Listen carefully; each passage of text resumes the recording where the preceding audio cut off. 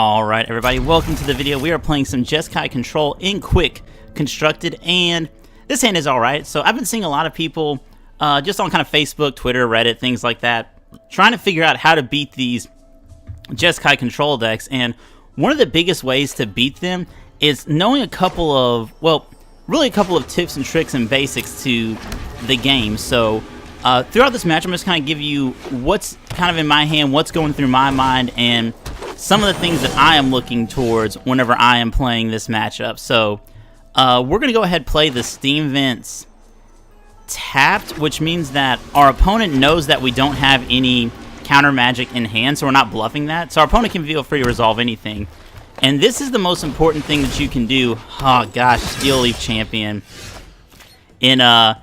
in these matchups is actually get on the board with an early threat. And green is actually a very, very good matchup against Control. If you notice, our opponent was able to get down a turn 2 5-4 against us before we even had counter magic up. Now this, on the other hand, we will get rid of. We're going to go ahead and Sinister Sabotage this spell here, just to kind of sculpt our hand a little bit better. I will need another land drop.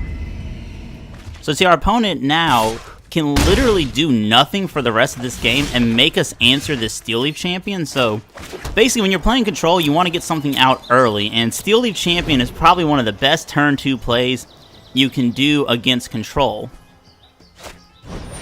So that's a Druid of the Cowl. That is fine, because I want to get rid of this Steel Leaf Champion and hopefully be able to counter their Mana Dork. So got a lot of Mana Dorks. We'll have to do a 1-for-1 with this Settle the Wreckage. Now, one thing I will say about this particular play line for our opponent, they did a great job of getting something down early, but what they need to do is they need to play their threats in their second main phase. And that is just because it doesn't give me enough information to kind of know what's going on. So what we're going to do now is we're going to take a different line, and we're going to Fiery Cannonade their Llanowar Elves. Once again, it does tap us out and does let them resolve a threat, but we don't want to have them play Carnage Tyrant here, and that's just something we can't beat. And whew, Vine-Mirror is another strategy that is Vine-Mirror is another tough one for us to beat, so we're going to need another Settle the Wreckage here to get through this. So yeah, if you're having trouble with Control, this green Stompy list is the way to go. I mean, Branchwood Armor, we cannot allow that to happen, so we'll go ahead and ionize that. And once again, our opponent is making a whole bunch of great plays here because they jam their spell into open mana, but it means we can't Chemister's Insight here. So we are down to 9, and we're actually facing down a lethal board here, and we don't have a win here. So our opponent actually has it for us. So the only way we can actually get out of this is if we go Chemister's Insight into a 2-mana removal spell.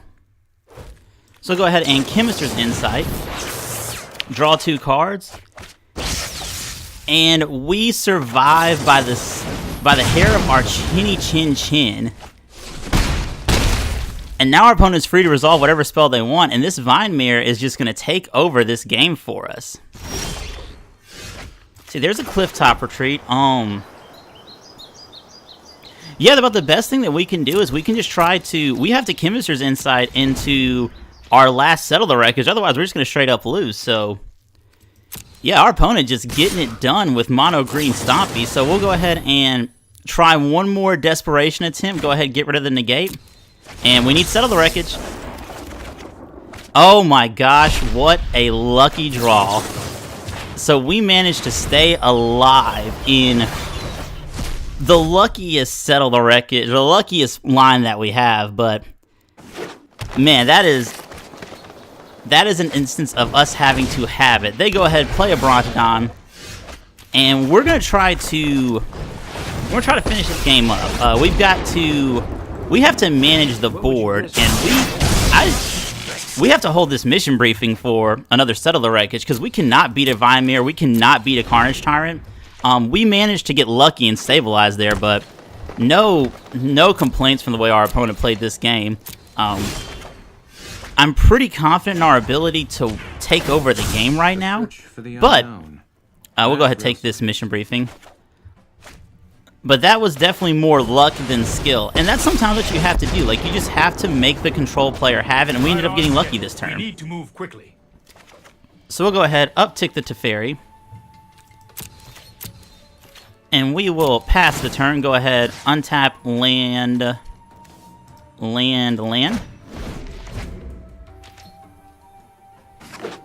Alright, 8 mana for our opponent. So another thing about these control decks too is that we actually don't have a win condition online right now. So our opponent is going to be able to get a lot of looks at some things that could potentially beat us. On a peak. The weight is killing me. I'm going to go ahead and take this Ionize here. Go ahead, play Sacred Foundry tapped and ship the turn.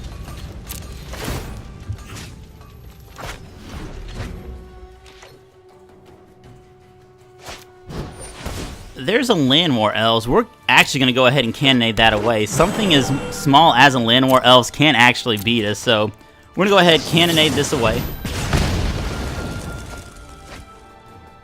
And now it's just a matter of them just trying to resolve a threat. So uptick the Teferi. We draw a Chemister's Insight. We will uptick the Rao. Well, let's see what the wind does. And our opponent scoops it up. Well, there you have it, guys. Even though we managed to pull it out against Mono Green Stompy, that was about as lucky of a draw as we can get. So hopefully you like the commentary.